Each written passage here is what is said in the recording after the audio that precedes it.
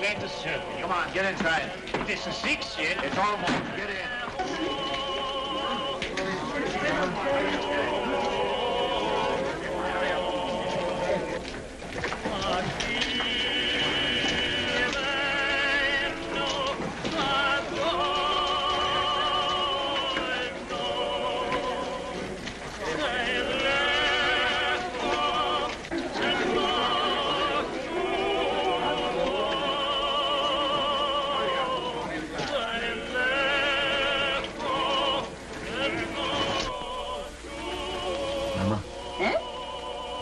Locking up time.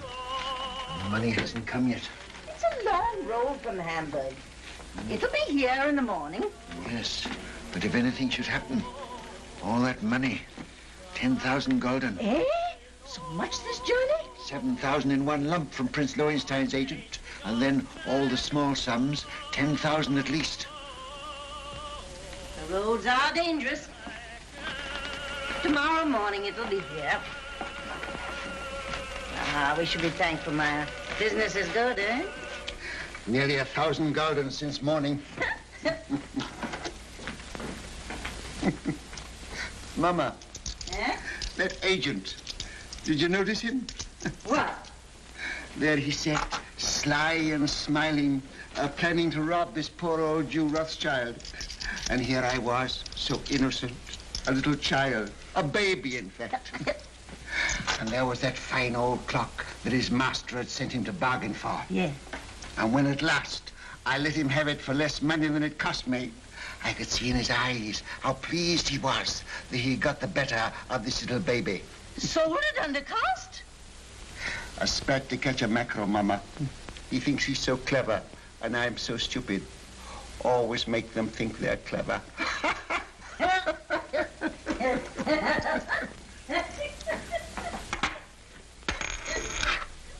Mama! Eh? I've been robbed. Maya! Bad. A whole gulden. A dead loss. Bad. Are you sure? Sometimes they're only cracked. You're right, Maya. Who gave it you? Could it be that? That agent. And I gave him some wine, too. Some of the good wine. Maya, he'll come again. Yes. He'll come again. And then, Mama, I catch my mackerel. Well, no one can ever say you don't deal fairly with your customers, Maya. It pays in the end, Mama. Now finish your accounts and I'll lay the supper. All right, Mama. It shan't be very long now. The roast is almost done. Smells good. Huh? Looks good, too.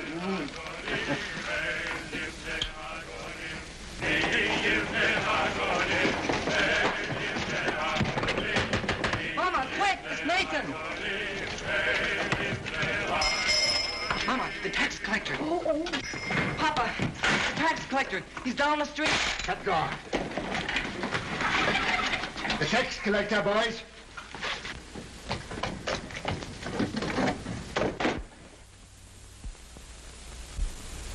Mama, put away the silver. I have.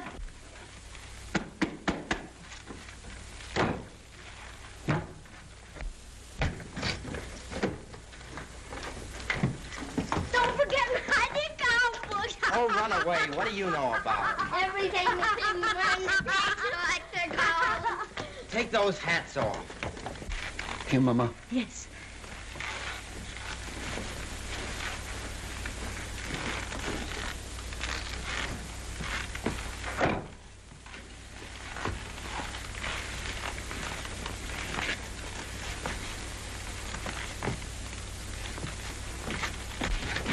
Hurry up, Carl. Come up, James. Over the fireplace. Remember, no deal for the last 5 days. Understand? Yeah, Father. Are you hungry? Not so very. Then look hungry. Look hungry. Ansel Solomon, you remain below. Mama, hide the roast.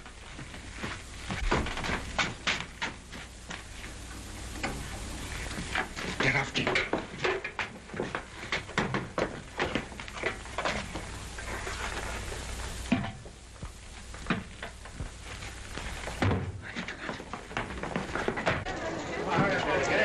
We'll take Rothschild next. Mama, take your sewing and sit there. Nathan, by me. Nathan, take your hands out of your pockets. Open up, Jew.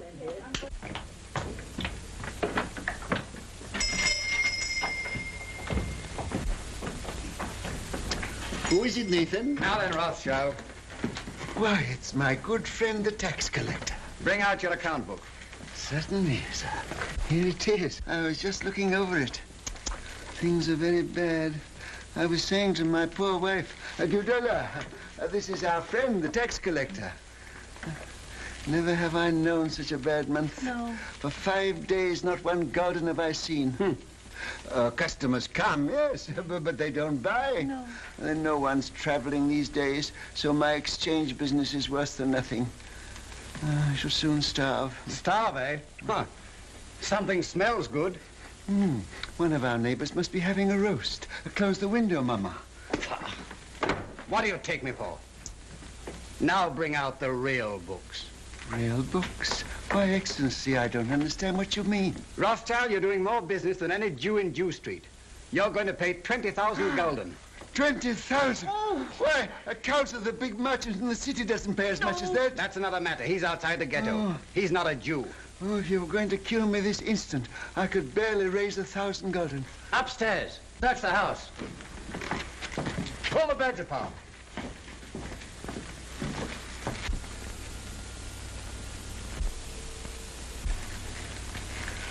Well, I might perhaps raise 2,000 gulden. Very interesting. Oh, that. Nathan, lift up the trap door for the gentleman. Just some old stock. We have a little wine down there. Not very good wine, I'm afraid. Good wine costs money. But no account books, no gold, no jewels, I suppose. Jewels. Jewels. I've had to give up dealing in jewels long ago. It needs capital. Shall I lead the way? You follow, at a distance.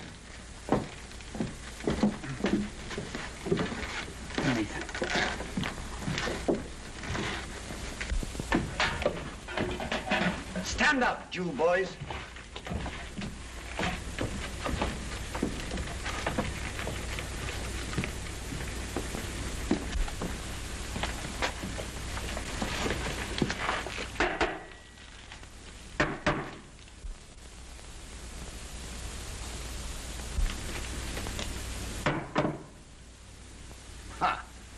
Wine. Fill up a cup. But that's green, Excellency. Do as I say. Oh, it had wine in it after all, eh?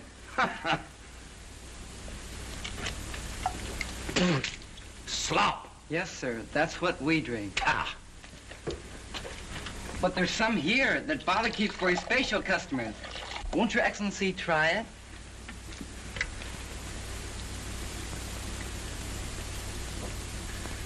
Ah.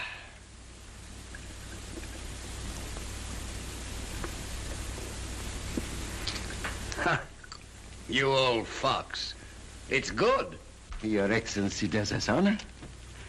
Rothschild, apparently you've been telling me the truth. So do you know what I'm going to do? No, Excellency. I'm going to charge you 20,000 gulden just the same. But I can't do it. There's not that much money in the whole ghetto.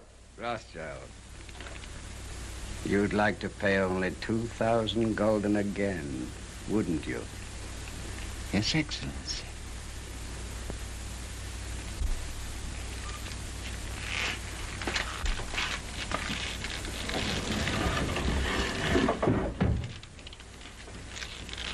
Now, what would it be worth to me if I put you down for 2,000 this time? A very handsome present for Your Excellency. Say, 1,000 gulden. Talk sense, Rothschild. I want 10,000. Would you leave me and my family penniless? With a great deal of pleasure. Come now. Well, perhaps 3,000 gulden, but that's the limit, the actual limit. I'll take 6,000. Well, I will. We'll make it 5,000. All right. Have it ready tomorrow. I'll call. And if any of you breathe a word, I'll have your house burned to the ground.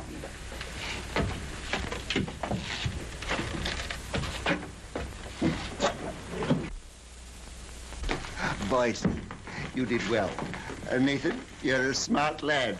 That wine, Mama, you should have seen him. And after all, a 5,000 gulden isn't as bad as it might have been. No. But it is bad to have to pay away 5,000 gulden. Not as bad as having to pay away 20,000, Father. 6 o'clock, all Jews inside. Can't wait all night. Come on, let's get out of this den of... Shall I go after him? I'll let him go. Mr. Rothschild! Mr. Rothschild! What's the matter? What's happened? The man who was bringing your money from Hamburg has been waylaid by the tax agents outside the city. What? They heard he was bringing the money to Jew Street. They might have killed him, but he got away. He got away with the money? No, they got it, Mr. Rothschild. They got the money. What? All of it? Yes, all of it. You hear that, Mama? You hear that, all of you? 10,000 gulden, our money that we worked for. Why doesn't the Almighty strike them dead? Papa, don't get excited. It's bad for you. Listen, you are young. Your lives are before you. You've got to fight. Fight for yourselves. Fight for our people. Mama, I have to cheat the tax collector before my own children. Do you think I want to do that? I live honestly. I trade honestly. I want to be honest with them, but they won't let us. We are Jews, taxed to death, forbidden to learn a trade, forbidden to own land. They keep us in chains. They send men here to rob us. So work and strive for money. Money is power. Money is the only weapon that the Jew has to defend himself with. Oh, Mama.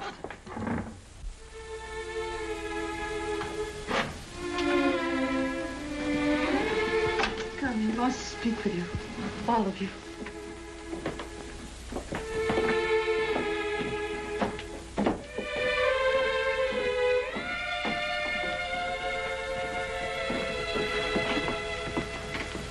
We're here, Papa. All of us. My sons, when I go, I leave you in your mama's care.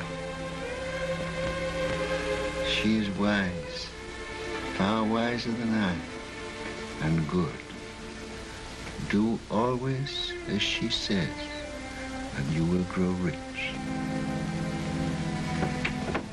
Come closer.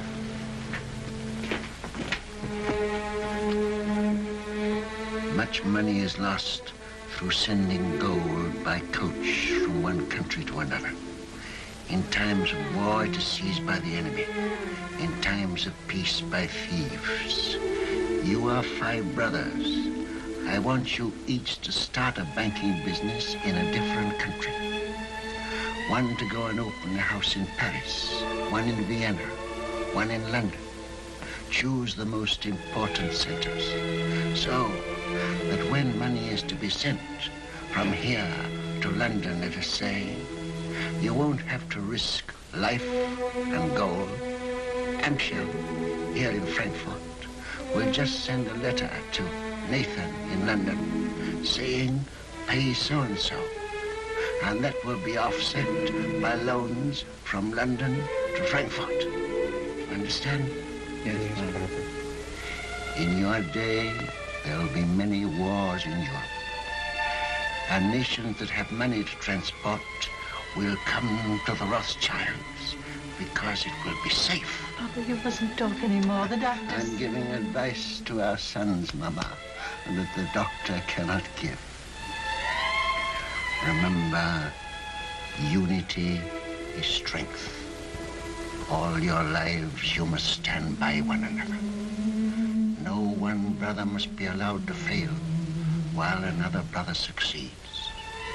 Your 5 banking houses may cover Europe, but you will be one firm, one family, the Rothschilds, who work always together.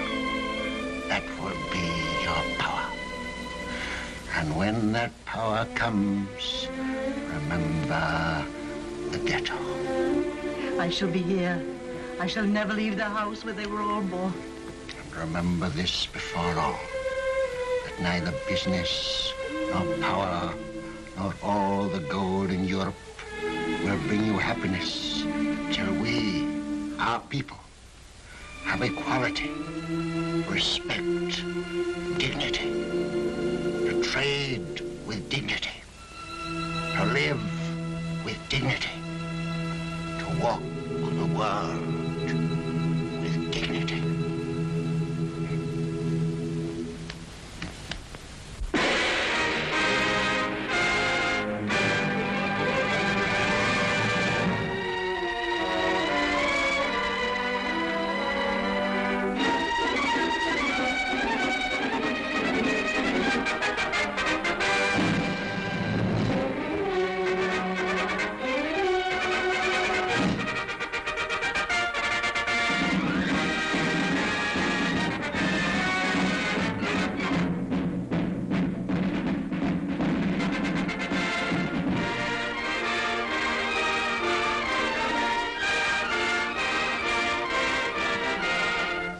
If Napoleon is to be beaten in the East, we must have 15 million florins immediately, and more later. I think it can be done, Prince Metternich, but I shall have to consult with my brother Nathan in London. Come, Solomon, can't you decide now? Your Highness is aware that the Rothschilds work as a family, and we have made Nathan our head.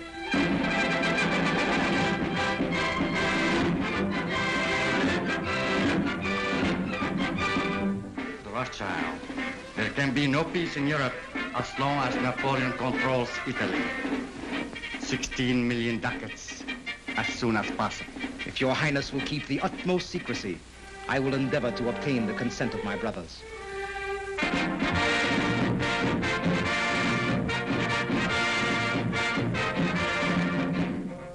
You must realize, Monsieur de Talleyrand, how difficult it is for the Paris House of Rothschild to help the Allies against Napoleon. My dear Monsieur James, I will be as secret as the grave, but we must have 50 million francs.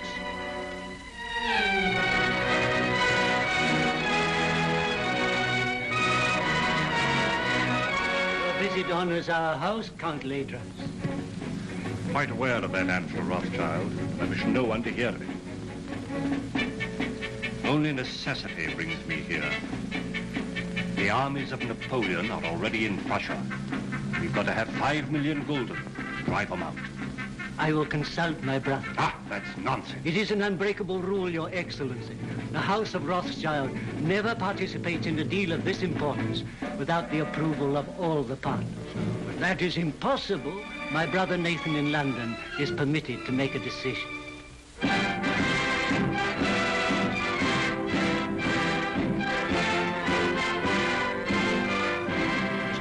It may be that just one more loan will carry us to victory. You've been most generous, you and your brothers too. And I can assure you, sir, that His Majesty fully realizes that the House of Rothschild has already contributed 10 times as much as any other banking house in Europe. Captain Fitzroy arrived this morning from Wellington's headquarters, and he's told me how much the General appreciates what you've done. Lord Wellington's language on the battlefield can't be repeated, sir. But I've heard him declare that he wouldn't swap any one of those 5 Rothschilds for any 5 of Napoleon's brigade. May I tell the Prime Minister you agree to one more loan? Do you realize, gentlemen, that the Allies are drawing on us throughout Europe? It's money that wins wars. It's money that makes wars. With 5 million pounds, we can hold Napoleon at bay. Mr. Harris, tell the Prime Minister I decline to raise 5 million pounds to keep the Allies fighting Napoleon. I'm sorry. But you can tell Lord Wellington that the 5 Rothschilds will let him have 10 million if he'll guarantee to smash Napoleon. Oh, excuse my hat, gentlemen.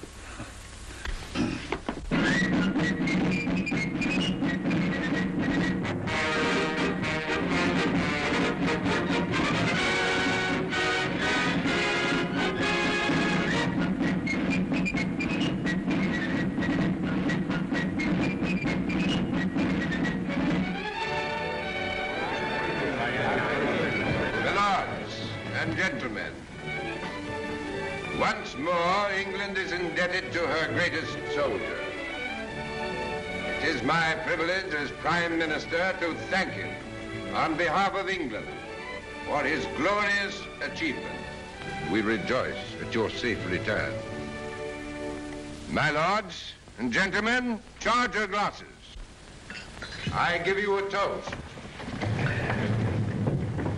His Grace, the Duke of Wellington.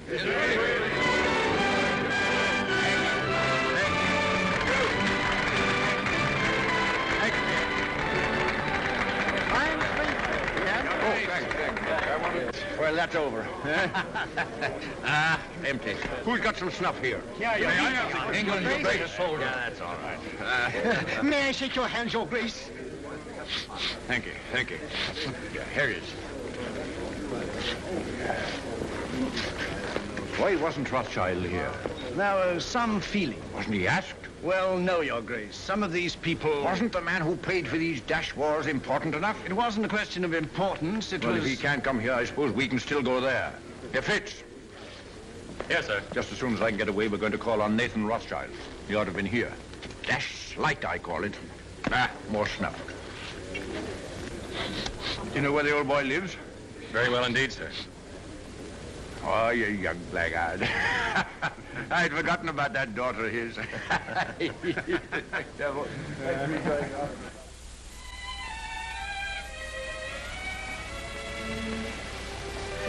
Darling. No, I'm not sorry. Not in the least. Neither am I. Just started. I've been trying to tell you for a long time. I've wanted to kiss you. Yes, I know that. But when it came, it was so sudden, it rather frightened me. Frightened? The captain of the guards to protect you? Ridiculous. Well, the captain of the guards is a very dangerous person. Only to his rivals. You know you're a very conceited young man. Hmm? You haven't even asked me if I loved you. Well, don't you? Yes, I do. I love you more than anything else in the world.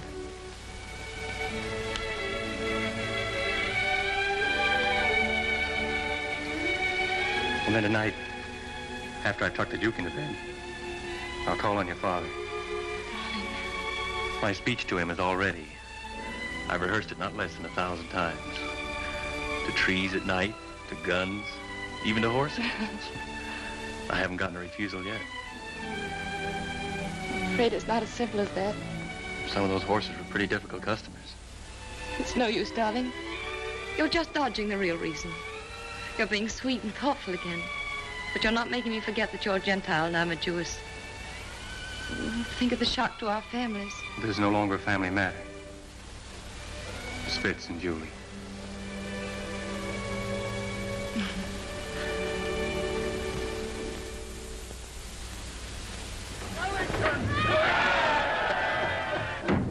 Hush, hush, hush. I've had that crowd at me heels all day. If they had any sense, it's you they'd be following around, not me. Oh, we Rothschilds have had just as big crowds following at our heels in Frankfurt, but not with cheers. Well, I'll cheer for you, gladly. And I hope one day Europe will realize she owes you something more than money. Well, my father was a man of peace. He told us never to loan money to make wars, always to end them. And that's been our principle. Well, everybody knows that and respects you for it. No, Your Grace, they don't know it, and they don't respect us. Arab bankers are jealous of us. The man in the street thinks we're just Sherlocks, and Europe hides its head for shame because it borrows from the Jews. I suppose you know it's that Prussian fellow, Count Lederans, that's responsible for that rot? I know. He hates me and all my race. He's a proper jackass, Rothschild, and he ought to be hanged. I must admit that the same happy thought has occurred to me more than once. You know, it's a danger having a man like that in authority. Always making enemies. Well, yes, that's the danger, as they may need us again. What do you mean? Well, perhaps we're not out of the woods yet. Why, Napoleon's scotched. Napoleon's in exile, but he's not dead. As good as dead, Rothschild. As good as dead. Ah, perhaps. Another brandy, Your Grace. Ah. I've often thought it would have saved a lot of trouble if Napoleon had been born an Englishman. Oh. Where would I be then? Why, his commanding officer, of course. Oh, thank you. Sound brandy you've got here, Rothschild. To the peace of Europe. Well, I'm a soldier. But I'll drink to that. I see, Rothschild. A little secret. Mind you, I oughtn't to tell you this, but I just heard this morning that they're going to float a dash big loan to put France on her feet. An enormous loan. The biggest thing ever issued. Yes? Well, they've got to do something. France has had 20 years of war and the whole country's torn up.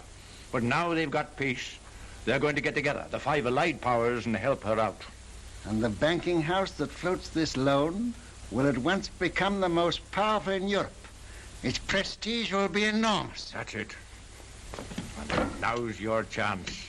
Your Grace, I can't sufficiently thank you for this information. Mind you, it's a dark secret. But it serves the chuckleheads right for telling me. They ought to know by now I can't keep a secret. Send a message to Mr. Roth and ask him to come to me here at once. Yes, sir. We'll drink to the house that floats the new French loan. To the house of Rothschild. And its greatest member. Huh. Ah, there you are. Miss Julie. Your Grace? Mrs. Rothschild, you've got to watch this young rooster. I'm beginning to understand now why you were always asking for leave to return to London. Now that you do understand, I trust you'll let him come more often. It's against the regulation. Oh. I only saw Julie 5 times, sir. And once when you sent him with the dispatches to the Prime Minister, Julie was waiting for him at the corner of Downing Street. That I hope isn't against the regulations, Your Grace. Not if he didn't speak to you. We didn't think you knew about that, Nathan. Ah. I'm afraid it's time to go, Your Grace. All right. You can't fox this man. He's a magician. There's no question about that. Oh, I say, Rothschild, I've been told you knew about Napoleon's abdication 2 days before the War Office did. Is that true? Yes, but then the War Office never knows anything for 2 days after everybody else knows it. Yes, and then they take 2 more days thinking it over. But how did you do it? They say Indians get things by putting their ears to the ground, but you're not an Indian, are you? No, just plain Jerusalem, with a heart of gold. Ah. Well, I know something about sending dispatches. My man Fitzroy here is the best at that. But if I had 20 Fitzes, I couldn't do it in that time. You knew about Napoleon's abdication almost as soon as it happened. How the deuce did you do it? A little bird whispered in my ear. Oh, you don't intend to tell me, eh? Well, I don't blame you. Fitz, we'd better go before he makes us disappear like rabbits in a hat. Mrs. Rothschild, you've a charming home. And a charming daughter. Your Grace. I hope that dash crowd's gone. Ah, again. Are they still there? Oh. And this is the man who faced the Grand Army. Hush, here, Fitzroy. Yes, sir. Brandy before the charge, always. Ah, there's military tactics for you. There's a young man who'll be a general someday. Thank you. Well, goodbye, Rothschild. And remember, it's a dark secret. 1,000 thanks, Your Grace.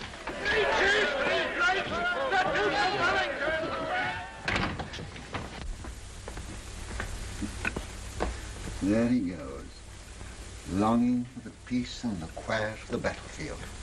Yes, sir. Mom, I ought to be very happy, but I'm not quite. What is it, dear?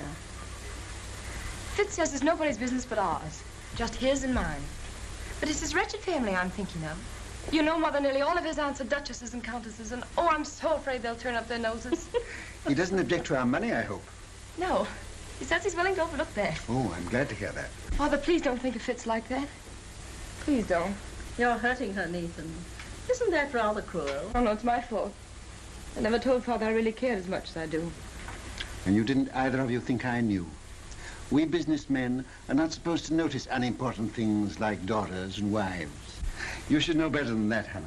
Well, I knew she loved him, but we thought we'd tell you when you got to know him better. Julie, you know the tradition of our family. A Rothschild to marry a Rothschild. But I wasn't a Rothschild, Nathan. No, but you were Hannah. And you were one of our race. That's what frightens me, Mom. These dreadful prejudices. Could we bear it?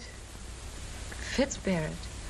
I won't pretend, Julie, that I wouldn't rather you married one of your own people. It's a cruel barrier. Yeah. But the world's changed a bit, especially in England. There's no Jew Street here, and they're lifting other chains from us, too. So, perhaps... Oh, no, don't say perhaps. Say yes. What do you think, Hannah? I think girls should be allowed to make their own choice. Ah, I'm not sure that I agree with you. Oh, but this girl, Father. Well, it's about the first time that I've known a Rothschild to make a bad bargain. You are a Rothschild. And the Duke of Wellington has told me that the Rothschilds did a great deal for Europe during the war. Now, what have your Fitzroys done? Nothing. Beyond repeatedly getting leave of absence from duty and showing an unaccountable interest in orchids. And a remarkable taste in women. That doesn't show strength of character. Any fool could fall in love with you. Oh, but not any fool could get your consent. He hasn't tried But yet. he will. And when he does, you'll see him. Oh, you darling. Here's Rose looking positively shocked. Don't go, Julie. Oh, but I must. I'm engaged. Where are you going, Julie? I'm going out to the orchid house. Look at the orchids. Rose, I sent for you because I have tremendous news. This message must go to each of my brothers at once. By what His Grace calls our magic. Great news. Yes, indeed.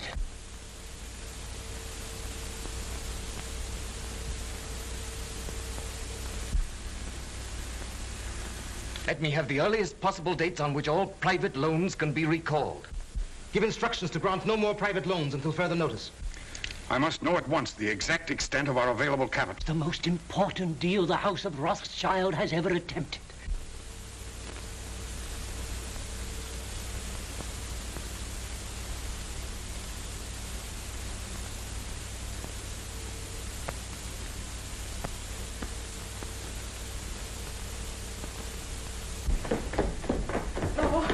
Let me look at you. Oh, you really look so very nice. I'm sure I don't know how they could refuse you anything you asked. I'm not depending entirely on my profile, Julie. Where's my hat? Oh, the carriage hasn't come yet? I'll take a hack. That's what I like to do. It always makes me feel so independent.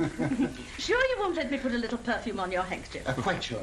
You're so calm. Aren't you excited at all about getting this great loan? Who'll be there? Representatives of all the big banking houses in Europe. Baring will be there, of course. And the ministers of the countries interested, I suppose? I suppose so. Ladrance representing Prussia, Metternich from Austria, and the rest of them. Still, you feel pretty sure, sir, don't you? Sure of half of it, anyhow. I have private information that ours was the best bid. The largest loan in history. You know it's the proudest day of your life. The proudest day of my life happened 30 years ago. I shan't draw an easy breath. Don't worry.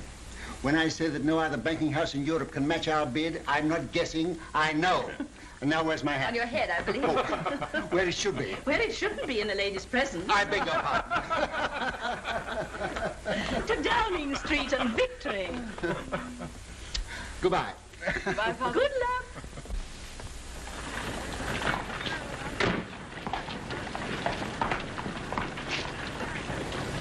Thank you, sir. But, Mr. Rothschild, even your daughter, Miss Julie, pays me more than this, sir. Miss Julie has a very rich father. I haven't. Mr. Rothschild. Mr. Gameler. Mr. Rothschild. How do you do? Very well, sir. How are you, Rothschild? Hello, Hope. Am I too early or too late? Early. They're still in the conference room. Oh, thanks. My lords and gentlemen.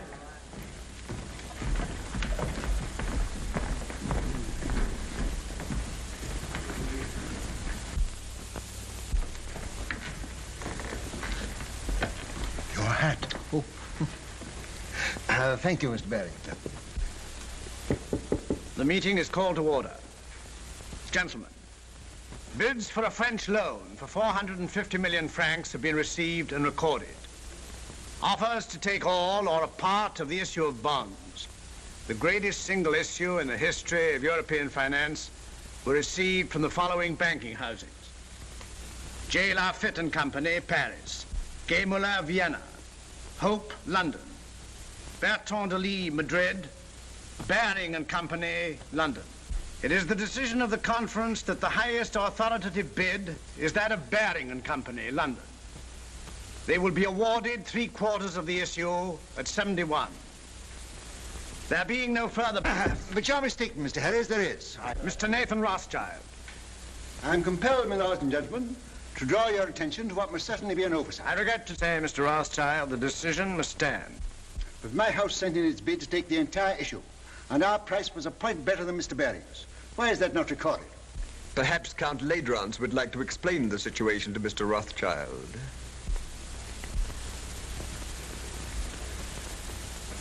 Your Excellency. Your bid was received, Mr. Rothschild. But to put it as delicately as possible, it was thrown out, shall we say, on a technicality. A technicality? What am I to understand by that? You are at liberty to give my statement any interpretation you choose. You mean, in brief, I am a Jew? Likewise, in brief, I do. Gentlemen, I must accept your decision. But since Count Ladrance has been frank enough to admit the reason for our exclusion, I venture to advise him that these attacks on my race are ignorant and futile. He may strike and strike again. A Jew falls, 1,000 are wounded, but the race lives on. But unfortunately for His Excellency, we are evidently eternal.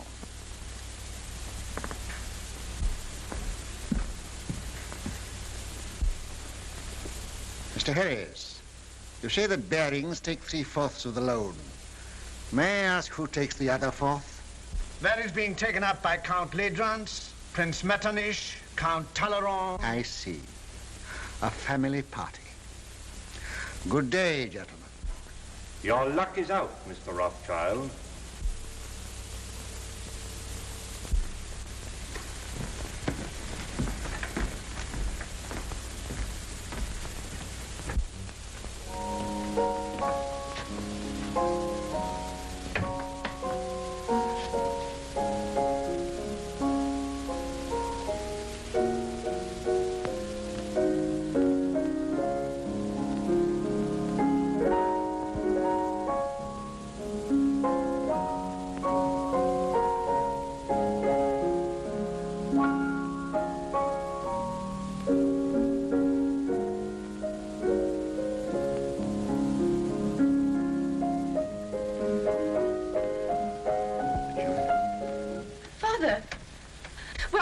News. How stands the House of Rothschild? Well, they've been throwing stones at it. And I'm afraid some of the stones went wild and hit you usually. What do you mean? I've just come from a meeting of men in society, the kind of society to which Fitzroy belongs. And they stoned me because I'm a Jew.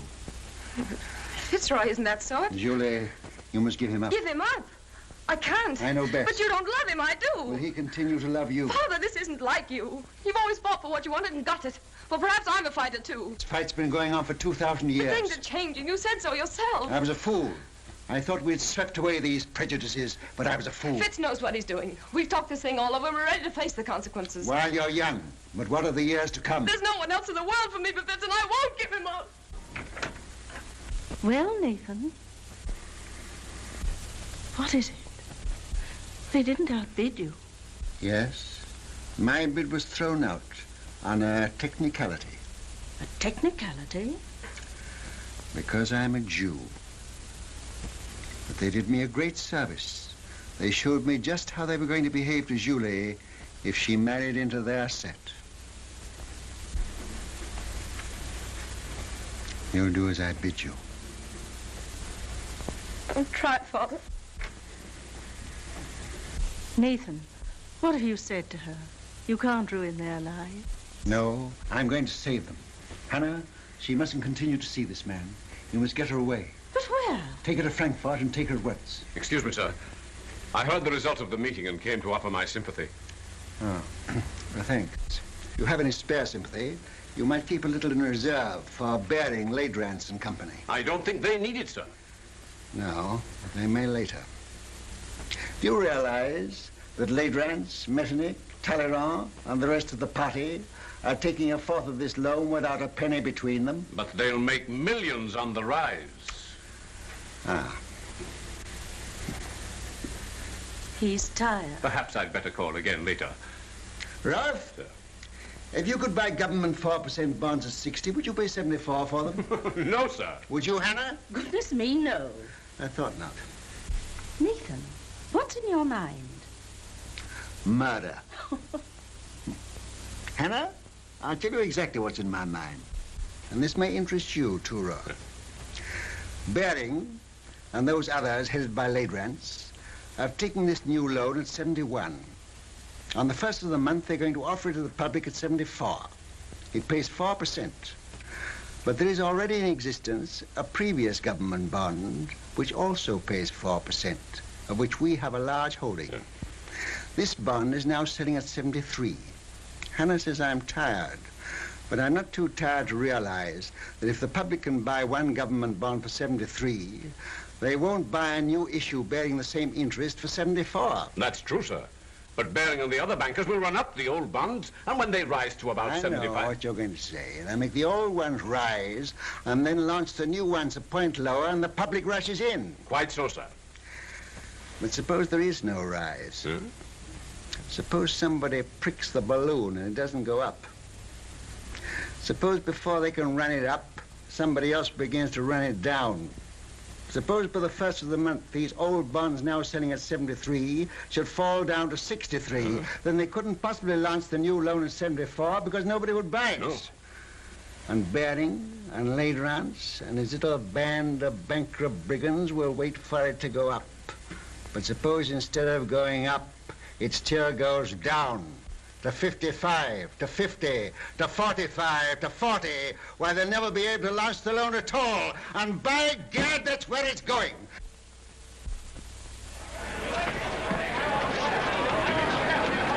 Sell. Sell.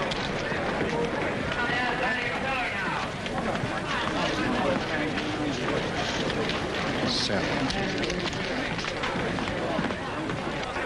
Look at Rothschild. You'd think he was selling apples instead of government bonds.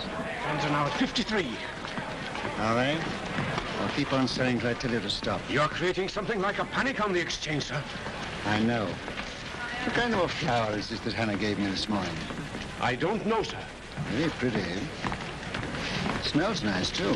Mr. Rothschild, do you know what you're doing to the market? What have you heard? My dear fellow, I don't hear things. I just imagine them. You know what kind of a flower this is?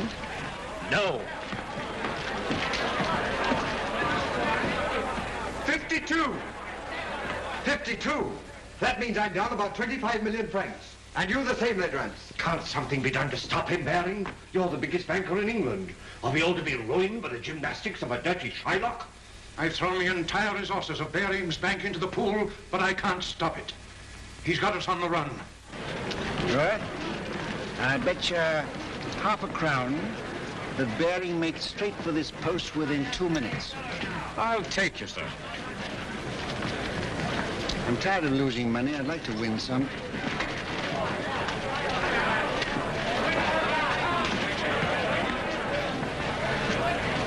You're a magician, sir. Here he is. Mr. Rothschild, I don't have to tell you this is nothing less than slaughter. You know my position. I'm responsible for this new issue at 71, and you're making it impossible for me to put it on the market. We are both bankers. You knew I ought to have had a share of this loan. Why did you shut me out? Certain pressure was brought to bear on me. Ha! Ladrans. Well, yes. Then let Ladrans speak for himself. All right, Mr. Baring. I'll come. I'll follow you.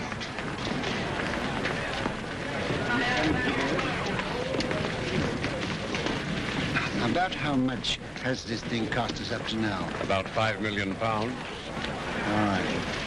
We'll make 10.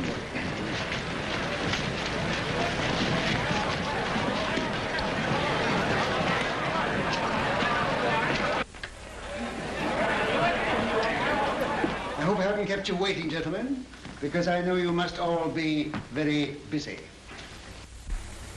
We sent for you, Rothschild, to make you an offer. You resent being left out of this loan. Mr. Baring, as you know, holds 3/4 of it. He is prepared to part with half of that to you. Will that satisfy you? What about the other quarter? That, as you know, is held by us. Oh, yes, you bought it at 71. Well, we're responsible for it. You bought it at 71. It was allotted to us. And not against your will, I hope. Certainly not. So you bought it at 71. What do you mean, bought it? Can you pay for it at 71? You know perfectly well that no one is prepared to pay in full for an entire issue. Were you prepared to pay anything? Could you have stood a 10-point drop? No. You took him for a rise. You're financially irresponsible, the whole lot of you, except Mr. Barry. Well, I know just how much money you've got, each one of you. And if I like to hold down the market till after the first of the month, and I can, you're all ruined and dishonored, including Baring's Bank. Now, I'll rescue you on one condition. That you pass me the entire issue at 68. That's impossible. Now, what excuse can we offer to the public? Just say it was found necessary. On what grounds? Oh, on a technicality. No. Very well. Wait, please. We have to deal with Mr. Rothschild. Under the circumstances, I consider his offer a generous one. And as the head of the House of Baring, I insist on Mr. Rothschild's terms being accepted. What? Are you going to take it off our hands, Rothschild? That's uncommon good of you. Hey, Countess Road. Are you also on the preferred list? Yes, but I much prefer to be off of it. Well, we've no choice. I accept. I say yes without hesitation. Complete Rance? Very well. To save time, I had this little contract drawn, which I shall ask you gentlemen to sign.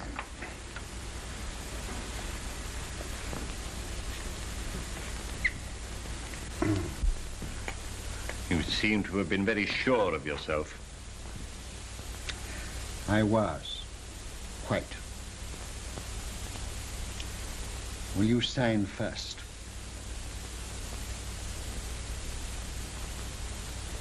$49.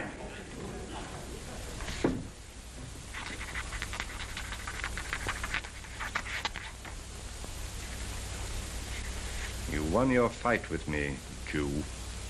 But remember, victory may be bought too dearly.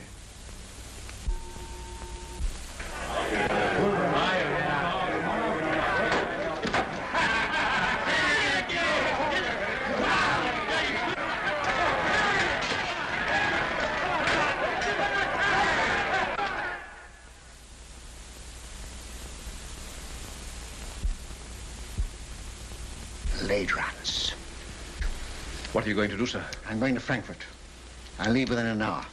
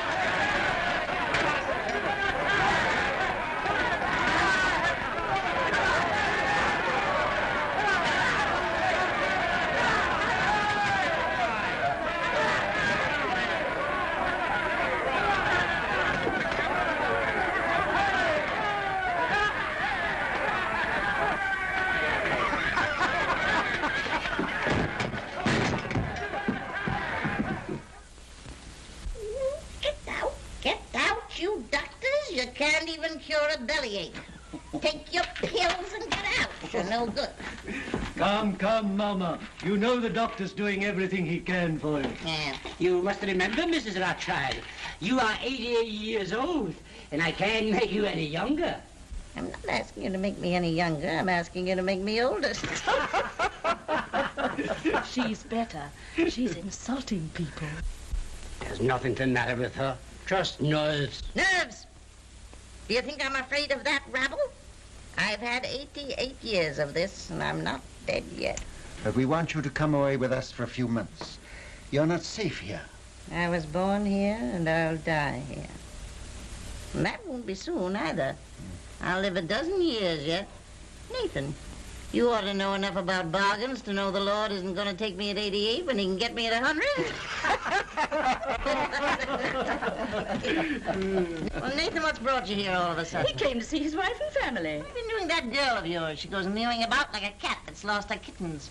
She needs a change. She needs a husband, that's what's the matter with her. What about one of the Goldschmidt boys? I'm afraid Julie has ideas of her own. Then leave her alone. She's no fool.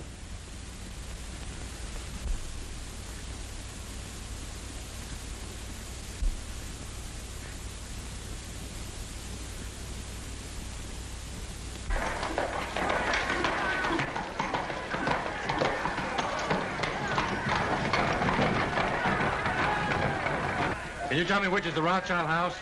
Yeah.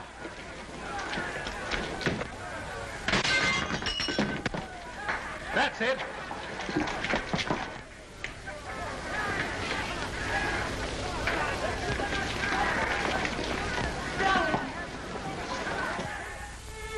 What's the use of our pretending? I don't pretend to Father. He knows exactly how I feel.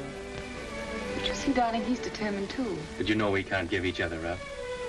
Sending you away from me only makes matters worse. Did you tell him you'd give me up? I told him I'd try. I don't seem to be trying very hard, do I?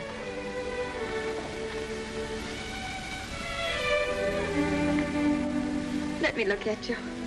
How long did it take you to get here? How long have you been riding? I left yesterday morning. How'd you manage? I asked Nosy for leave. Who's Nosy? That's what we call the Duke behind his back. Oh. I think he guessed where I was bound for. Anyhow, he said yes. Of course, I'd no idea your father was here. No, of course not. What are we going to do? I'm going to see him and have it out. Fitz. Oh, darling. Won't you see this through with me somehow? I've got you and I'm going to keep you.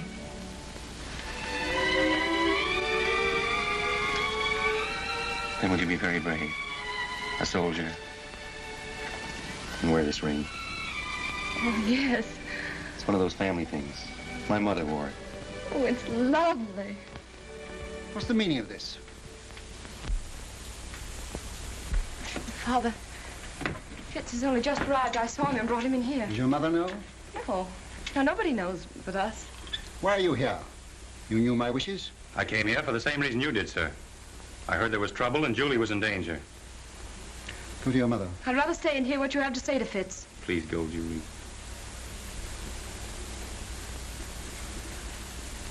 It's no use, Father.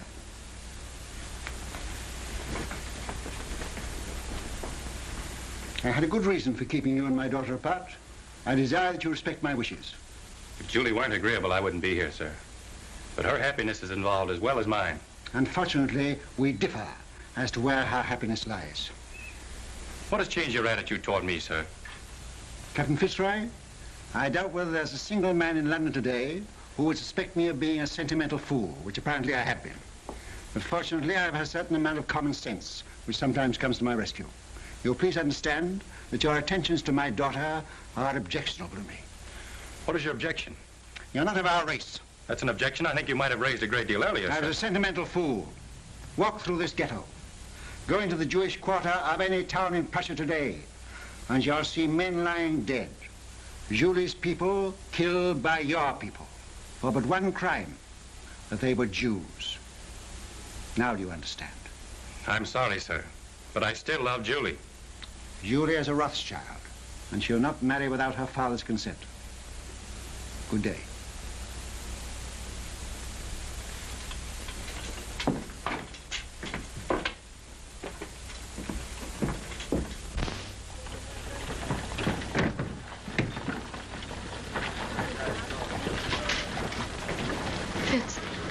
Fitz, no matter what happens, no matter even if what Father says is true, I love you. Always.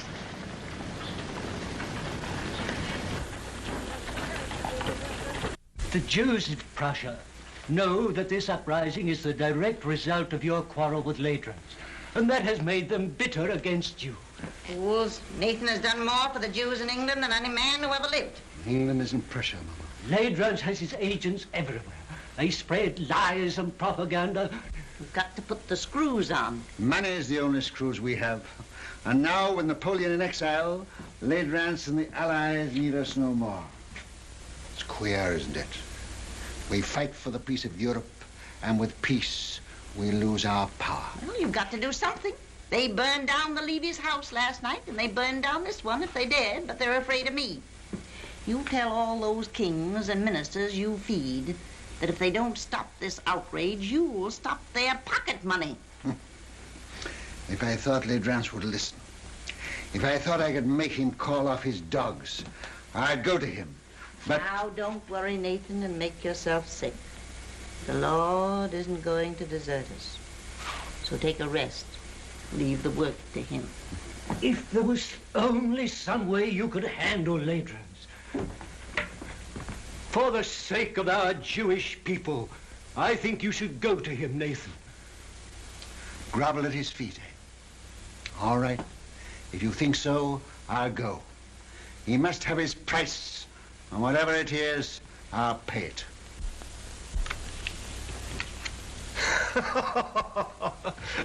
I'll make you gentlemen pay for your wine. The cards seem to favor you tonight, Your Excellency. Well, they should. They're my cards. Colonel. Any news? Good news, Your Excellency. Dresden, entire ghetto reduced to ashes by fire. It is estimated that 5,000 Jewish refugees crossed the border into the Netherlands. I have dispatched 3 agents to The Hague to stir up the populace there. Frankfurt. The citizens stormed the ghetto and fired 2 houses. A serious pogrom was prevented by the arrival of the civic guard. Who ordered out the civic guard? The burgomaster, but he won't interfere again. We've explained Your Excellency's campaign. That's splendid news, Colonel. I have still better news for Your Excellency. Yes? Nathan Rothschild is in Frankfurt. He arrived from London last night. If he tries to leave, I want him arrested at the border and brought to me here. Yes, Your Excellency. Upon what grounds? Make your own grounds. Yes, Your Excellency. The House of Rothschild. The house with the red shield. I'll make it red.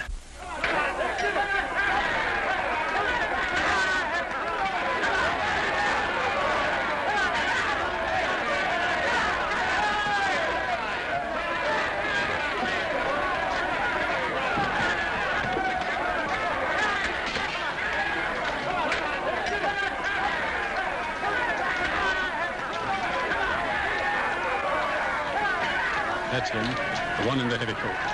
Goodbye, sir.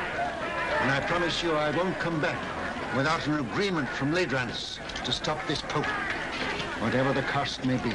May God be with him. Send word to stop his carriage as he starts to pass through the city gate. Seize him and place him under arrest. Quick. Mr. Rothschild! Mr. Rothschild! What is it, Schumann? This message just arrived at the office, sir. It's from Mr. Nathan. Me? Yes, sir.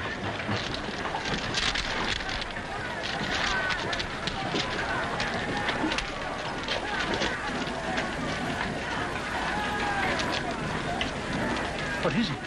Napoleon has escaped from Elba. The French are rallying to his banner by thousands. This means war. Another war. Now you can go to Ladrans. Now he needs you, and we'll have to see him. No, I won't go to Ladrans. Ladrans will come here to the ghetto. Michael, bring my baggage back. I'm not going. Very well, sir. Of course, Wellington, I'm Prime Minister, but you're the idol of the people. My dear fella, I'm going to retire quietly to the country, surrounded by me dogs and me books and... Yes? For his grace. Ah, for me, eh? Will you excuse me? Yes, yes, yes.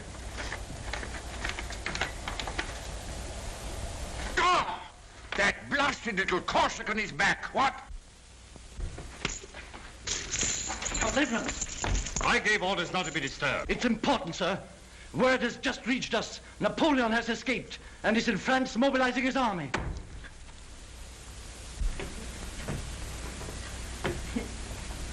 Mama, dear. Yes? My, you're walking just like a young girl. Well, boys? Come here. Let's have another look at you. Yeah, you're all growing up, aren't you?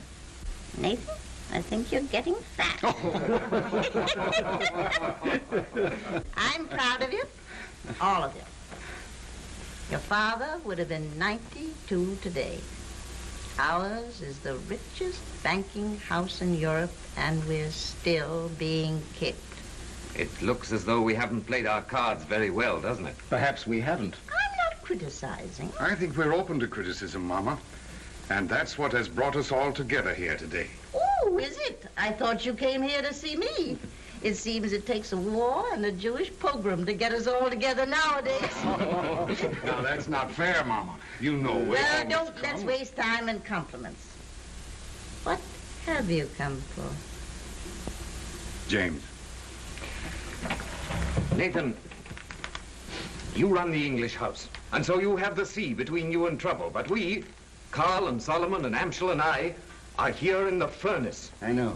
And with Napoleon on the map again, our position is intolerable. Napoleon will be in Paris in a week, with the whole army rallying to his banner and deserting Louis. Napoleon's soldiers must be paid, and if he can't borrow money, he'll take it. Has he suggested a loan? Yes. He sent for me as head of the Paris house. I went to see him in Lyon, and he made a definite proposal. Now listen, Nathan, before you give an opinion. We've issued 450 million francs worth of bonds for a government which started packing at the first blast of a bugle.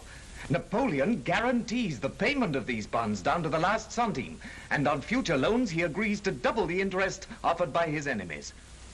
What have the Allies to offer us? From the simple standpoint of business, we shouldn't hesitate a day longer. A refusal to support Napoleon means not only the probable loss of a murderous sum, but James's Paris business, my Naples business, will be wiped out like that. And Amschel's and Solomon's are in great danger. It's no longer a question with me. We should support Napoleon. As far as I can see, the Allies seem to be under the thumb of a tyrant from Austria and a scoundrel from Prussia. Metternich and Ladrans. Mama has said we are still being kicked. And she's right. For a quarter of a century we have stood with the Allies, and apart from what we've got out of it personally, houses, fine clothes, carriages, as Jews, we are just where we started, in the Jew street, waiting for the change to be put up. I agree with the others. We've got to transfer our support to Napoleon and start over again with him. Well, son? You're right, all of you. Every word you've said is true. But still, we must fight Napoleon. Why? Well, because we're the Rothschilds. For the time being, anyway, we are something more than 5 rich Jews looking for the main chance. We know, the world knows, that until Napoleon is gone forever, there can be no peace in Europe for Jew or Gentile. You can't deny it, any of you. We've got to take the risk. We've got to swallow our pride, to stomach our resentment. We've got to go against every normal, selfish impulse in us and do what is right for the world. We can go hand in hand with Napoleon and spread this war over years. We can pay for fire and blood till all Europe is a slaughterhouse. And the Jew would stand as a pawnbroker in lives. We can't do it. We must stand as we've always stood. Not for war, but for peace. And if we all go down, we'll go down with honor. We leave no shame anywhere. My son, that is what your father would have said. You're right. I agree.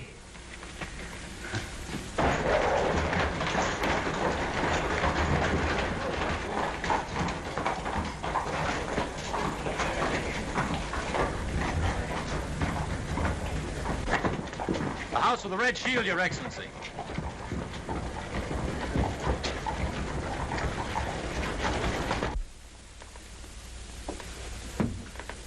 The Philistines are upon us. Who is it? Metternich, Talleyrand, and Ladrans. Could that be the tax collector? Something very like it, Mama. Is Mr. Nathan Rothschild here? Your Excellency will enter.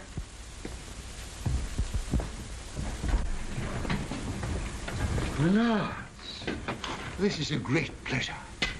But how did you find your way? The Duke of Wellington was kind enough to supply us with a guide, Captain Fitzroy, who has, I believe, been here before. Won't you come in? My brothers and I were speaking of you only this moment. Prince Metternich? I won't burden you with introductions, except perhaps to my mother, who was startled by your arrival. She thought you were the tax collector, Count L'Aidrance. Welcome to our ghetto. You will forgive this unexpected visit. Certainly. We were expecting it. Then we may assume you know precisely why we are here. Not the precise amount, but approximately. May I congratulate you on your brilliant sons, Madame Rothschild? Yes, I'm told I'm the mother of half the loans in Europe. I am here at the request of the Duke of Wellington and the Allied governments. In that case, my brothers too are interested. Won't you sit down? We will not intrude very long. Well, you're chained in at 6. Speaking for myself, I admit that I come as a penitent. We've not always treated you quite fairly, Nathan. And now, frankly, we need you. You should join Wellington on the field of battle. He once told me that the test of a great general is to know when to retreat and to have the courage to do it. The Allies need money. And we're not asking you to give anything. You're money lenders, and you'll get your interest. You sure of that? Don't you trust the powers? No, Austria's bankrupt. France is already in the hands of Napoleon. And so is Italy. Why don't you go to the other bankers? Your own bankers. We have not sufficient capital. You mean they won't take the chance? What if Napoleon wins? I suppose there must be a certain amount of risk in your business. No, we ask security. What security can you offer us? Ah, then don't say you're not asking us to give anything. You're asking us to give a great deal. I see no reason for prolonging this meeting. As you say, we are moneylenders, not philanthropists. We do it for profit. You may as well know that Napoleon has offered us twice as much as you can promise us, and we've decided to take his offer. Gone over to the enemy, eh? I must admit, I'm amazed. How will Napoleon get the money to pay you? Steal it. But that's not our business. I always thought you stood for peace. For 20 years, we've been supporting the peace of Europe. Now we're thinking of the peace of our own people. The Jews? Yes. Napoleon will give us our freedom. That's why we are for Napoleon.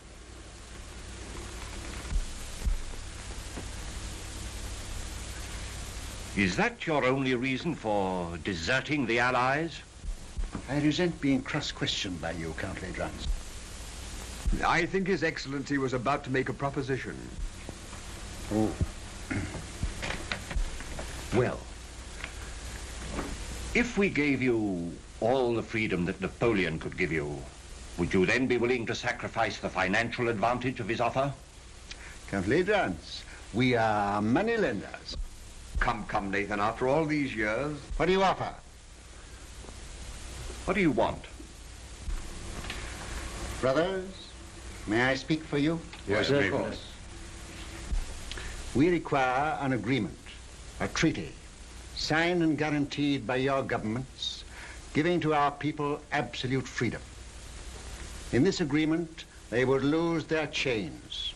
They would have the right to follow any trade, to own land, to live with respect, and...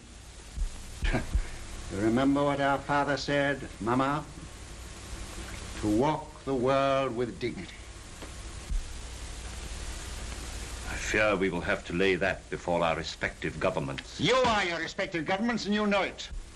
The day this agreement is signed, the resources of the House of Rothschild will be at your command, and not before. Very well, we accept.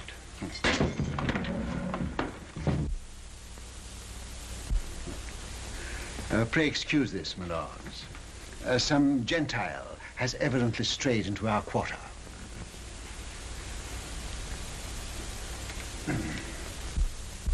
Goodbye, Granny. Goodbye, my precious. Goodbye, dear. Who's got my hat? Oh, here you are, Father. Oh. James. Father, I'm going out of the carriage with Michael. All right, my dear. James, it's of vital importance that we should have first-hand news from the field of battle. Somebody to be close to Wellington's troops. Whom can we trust? In time of war, nobody. What about you? Will you do it? Yes, and I'll get word to you every day. Of every move they make, the instant they make it, and always by the usual method. Oh, Mama? I'll come to the door with you. Oh.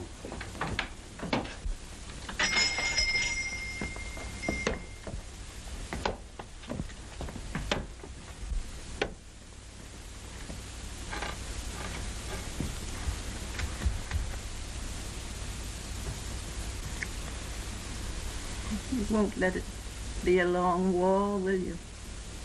It shall be just as short as our money can make it.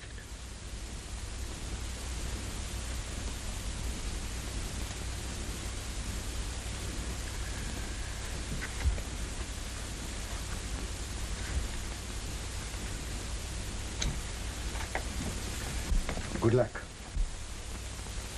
Goodbye, Mama.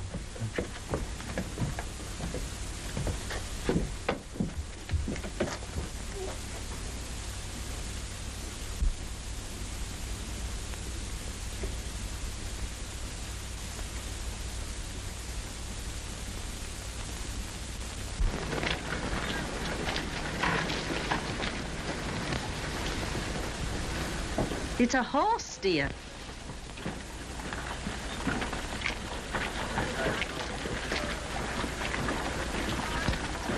This time I'm here by command of the Duke of Wellington, sir.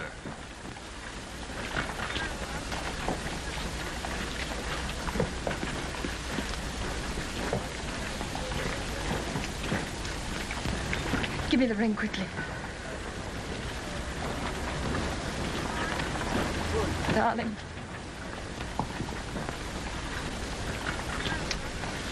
Well, I must say I hope the entire war isn't going to be conducted on this romantic basis.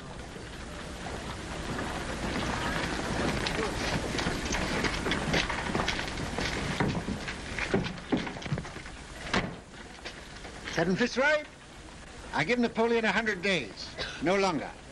If at the end of that time you're still alive, and you seem to be the type of young man that can't be killed, you can come and talk to me in London. Thank you, sir. I shall count the days.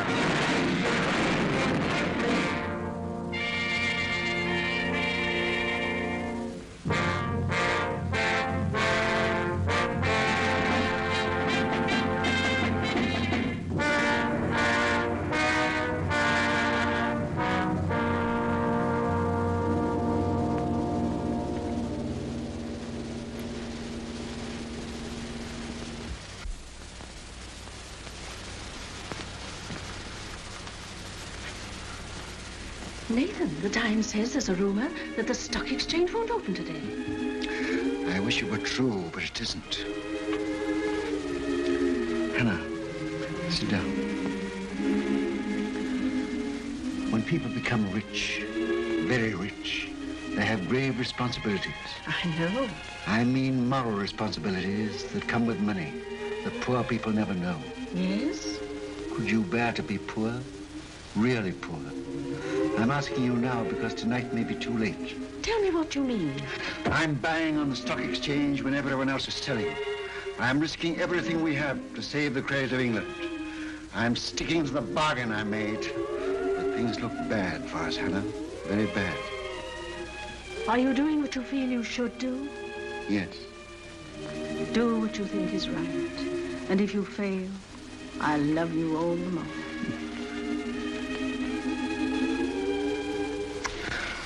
And whatever happens, with your love and your flower in my buttonhole, I'll still be the richest man in the world. Father, Mr. Rhodes brought a message. May we hear it? It just came, sir. I thought you should have it before going to the exchange.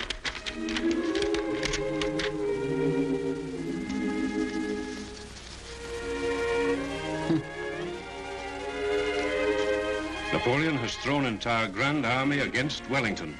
James. Worse and worse.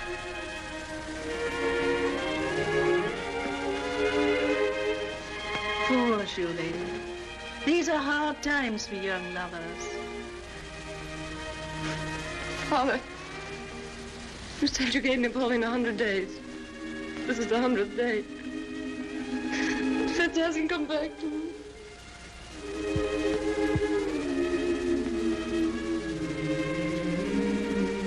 Remember, I'm a magician. My day may be over, but I know there's a message of love and hope on its way for you.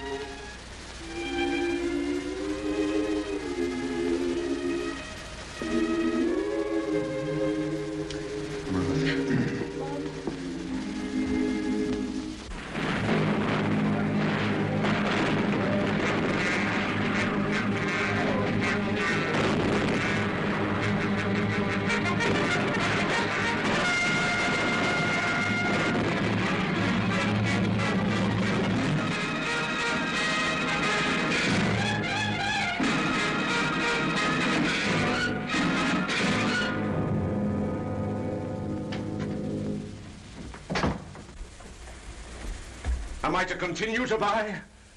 Yes. But it's sheer suicide, sir. Buy. Support the market. But we can't possibly keep it up, sir. How long? It's 2 hours to closing time. We can't hold on for 2 hours. Then stop this insane buying. No.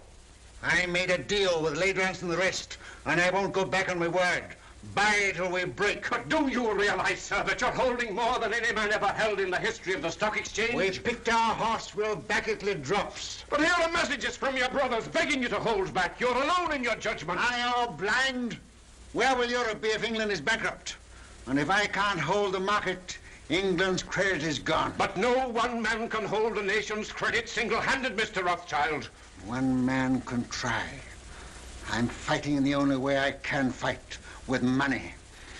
I'm giving all I've got to give for the peace of Europe. And whatever other Englishmen do tomorrow, I buy today. Mr. Rothschild, forgive me, but while rumors reach the exchange that Wellington has been defeated. It can't be true. I should have heard long ago. We owe so much to you. Will you do one thing more? Come and show yourself on the exchange. They say you're ruined and dare not face the music. There's a wild panic. Your presence may steady the market. I'll come.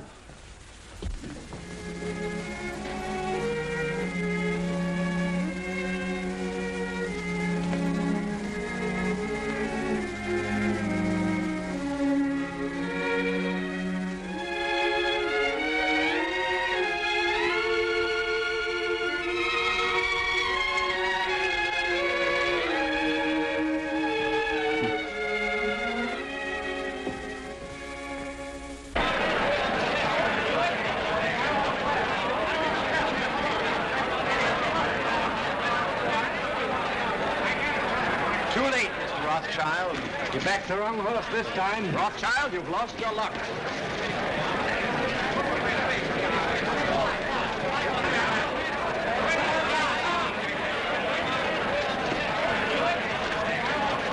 Michael. Bye. Bye. Yes, bye. Have you had any news? What do you think about this rumor? I don't listen to rumors, Mr. Baring. You hear what they say? Wellington defeated. You mind telling me what you're going to do? I have no objection to all London knowing what I'm going to do. I'm buying.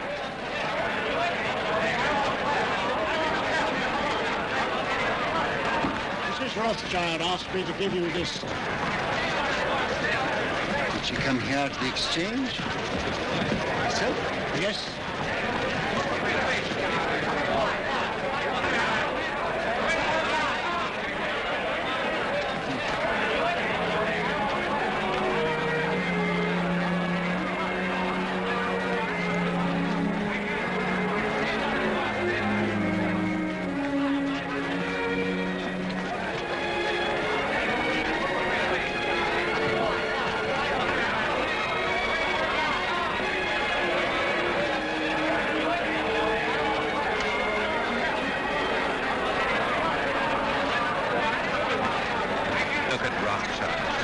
See such a cold-blooded fish? Puts a flower in his coat as he stands on the scaffold with a rope around his neck. News. Just arrived.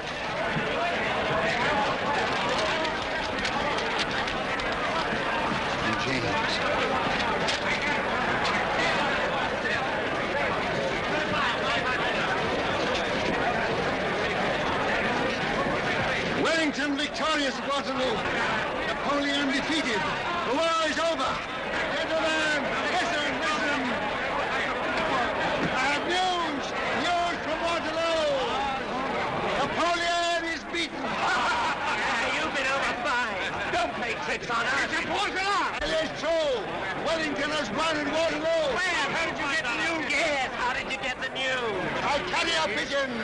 My pigeon post from the battlefield. Now you know our secret. Now will you buy? Buy with every security you have. Buy without security. Buy with the clothes on your back. Buy.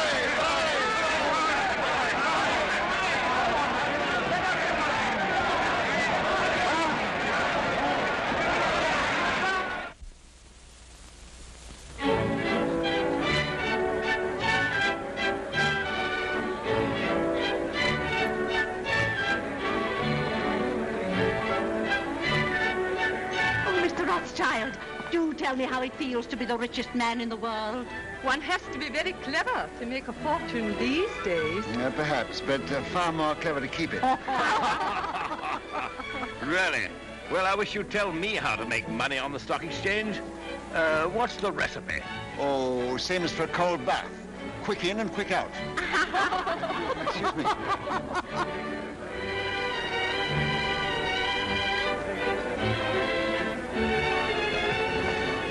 Take your hands out of your pockets. Cannot.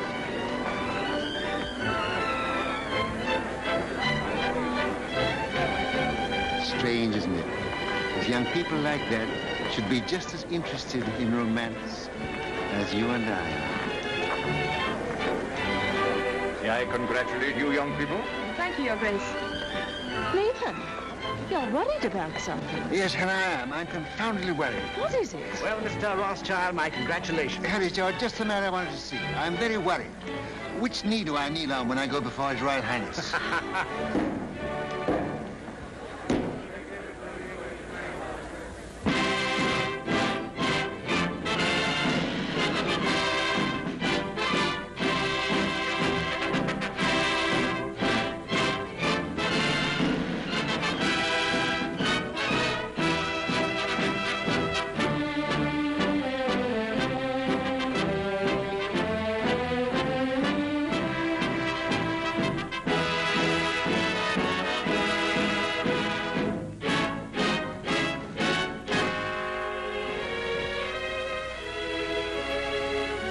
England is deeply grateful to her adopted son, who by his generosity and courage played so large a part in bringing victory and peace to Europe. His loyalty never wavered. His faith in England never faltered. To England, he has brought nothing but honor. And for England, we thank you, Baron Nathan Rothschild.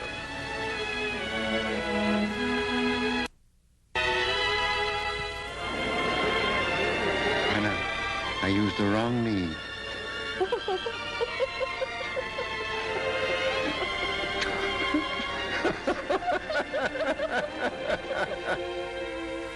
To trade with dignity, to live with dignity, to walk the world with dignity.